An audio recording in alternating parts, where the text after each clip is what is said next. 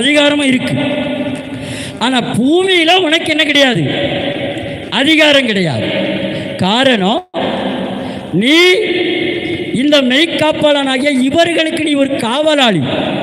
ஆனால் இந்த பூமிக்குரிய அனைத்துக்கும் இவர்கள்தான் அதிகாரி. சொல்லுங்க, இந்த பூமிக்கு யார் தான் அதிகாரி? மனுஷன்தான், மனுஷிதான், மனுபுத்திரர்கள் தான், ஏவாள் தான், ஆதாம் தான் இந்த பூமிக்கு அதிகாரி. இந்த பூமியினுடைய ஆண்டவன், இந்த பூமியினுடைய கடவுள். அவர்களை பற்றி மூலபாசை சொல்லி அடாயின்வேட் மை லார்ட். இந்த பூமியினுடைய கடவுள் மனுஷன்தான், மனுபுத்திரன்தான், மணிபுத்திரத்தி தான், நீதான் கடவுள் என்பதை தேவன் இவர்களுக்கு அன்லிமிட்டெட் பவர், நிபந்தனை அற்ற, அதாவது நிபந்தனை அற்ற இயற்கைக்கு அப்பாற்பட்ட வல்லமை யாருக்கு கொடுத்திருக்கிறாரு? ஆதாமுக்கும் ஏவாளுக்கும் தேவன் கொடுத்தார். இதை ஈனப்படுத்தவும், இதை கொச்சப்படுத்தவும், இதை கேவலப்படுத்தவும், இதை எப்படியாயிலும் அடைய வேண்டும், தனக்கு சாதகமாய் அடைய வேண்டும், தான் அதை ஏற்றுக்கொள்ள வேண்டும் அப்படின்னு இவனுக்குள்ள ஒரு ஆசையும் ஒரு இச்சையும் ஏற்பட்டது தான். இவங்ககிட்ட இருந்து எப்படியாயிலும் இதை பறிக்கணுமே. இன்னைக்கு நிறைய பேர் பதவி ஆசை பிடிச்சவன், இச்சை பிடிச்சவன், அடுத்தவன் மேலே பொறாமை கொள்றவன், இச்சை பிடிச்சவன், அடுத்தவன் குடும்பத்துக்கு போகிற ஆசீர்வாதத்தை கெடுக்கிறவன், அவனும் ஒரு கெடுதல்காரன். தான் அதை அடையணும்னு நினைக்கான். உனக்கு எங்கே கிடைக்க போகுது? அல்லேலூயா. இப்போ பாருங்க என்ன நடந்ததுன்னா, ஆண்டவர்கிட்ட போய் டைரெக்டாக இவன் கலகம் பண்ண முடியாது. பண்ண முடியுமா? இருக்க அன்றாயிரம் உருவிட்டு விட்டுருவார்.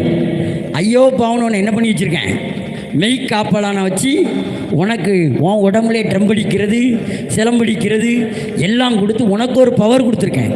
எல்லா தூதர்களுக்கும் மேலான தூதனாக வச்சுருக்கேன். அப்போ நீயே ஒரு பிரதான ஆசாரியன் தானே, ஒரு பிரதான தூதன் தானே. அப்போ உனக்கு உன் ஏரியாவில் என்ன இருக்குது, அவனுக்கு அங்கே கிடையாது. ஆனால் உனக்கு அங்கே கொடுத்துருக்கேன், இவனுக்கு இங்கே கொடுத்துருக்கேன். அப்போ அதை நீ ஆசைப்படலாமா? படலாமா? அல்லேலூயா.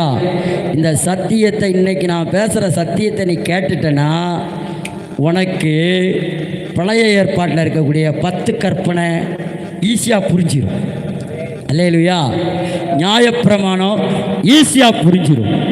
இயேசு எதுக்கு இந்த பூமிக்கு வந்தாருன்னு ஈஸியாக புரிஞ்சிடும். ஏன் அவர் உயிர் தெழுந்தாரு ஈஸியாக புரிஞ்சிடும். இப்போ நீ எப்படி இருக்க நீ ஈஸியாக புரிஞ்சிடும். இதை புரியாத வரைக்கும் தான் நீ என்ன பண்ணிக்கிட்டு இருக்க, புரியாத வரைக்கும் நமக்கு அல்வா வராது. அப்படி தானே? புரிஞ்சிக்கிட்டா ஈஸியாக வந்துடும். இப்போ என் பையன் லைவ் போட்டுதான்னு வைங்களேன். இப்போ உங்களுக்கு யாரையாச்சும் ஒருத்தரை சொல்லி கொடுத்தா நீங்கள் என்ன பண்ணிடுவீங்க, செஞ்சிருவீங்க. ஆனால் நான் 4 வாரம் அந்த வாரத்தை என்ன பண்ணணும், நஷ்டப்படுத்தணும். வராது சில நேரம், சூச்சா சூம்பிங்க. அப்போ அவன் வரலாமல் நீங்கள் உங்கள் கையில் கொடுத்து போடுண்டா லைவ் டேரெக்டாக ஒழுங்காக வராது. சில நேரம் நேராக வரும், சில நேரம் கோணிக்கிட்டு வரும், சில நேரம் சுத்தமாக வராது. அப்போ நான் 4 வாரம் உங்களுக்காக என்ன பண்ண வேண்டியிருக்கு, பொறுமையாக இருக்கணும். அப்புறம் தான் சரியாக வந்துட்டுனா ஈஸி. அப்படி தானே? அந்த மாதிரி தான் இங்கே மனு புத்திரர்கள். நாம் இந்த பூமியில் இதெல்லாம் தெரிஞ்சுக்கிட்டோம், நமக்கு ஈஸி. அல்லேலூயா. சொல்லுங்க, கிறிஸ்டின் லைஃப் இஸ் ஈஸி. அதான் வரமாட்டுக்கா. கிறிஸ்தவ வாழ்க்கை சுலபமான வாழ்க்கை. சொல்லுங்க, கிறிஸ்தவ வாழ்க்கை வந்து முள்ளு கிடையாது, பஞ்சு மெத்தை கிடையாதுன்னு நிறைய பேர் தான். அது கல், அது முள், அதை நம்ம பஞ்சு மெத்தையாக பார்க்கணுங்க. நான் சொல்கிறேன், கிறிஸ்தவ வாழ்க்கையில் முள்ளு கிடையாது. சொல்லுங்கள், கிறிஸ்தவ வாழ்க்கையில் அவனாக ஏற்படுத்திக்கிட்டு எனக்கு ஒரு முள் கொடுக்கப்பட்டதுன்னு அவன் எழுதுனதுக்காக நம்மளாக பறத்துனேன். வேதத்தில் தேவ ஆவியினால் எழுதப்பட்ட வார்த்தை இருக்கான், மனுஷனால் எழுதப்பட்ட வார்த்தை இருக்குது. அப்போ அவன் அனுபவத்தை கொண்டு உள்ளே எழுதுனனால அதை தேவ ஆவியான நம்ம சொல்ல முடியும்.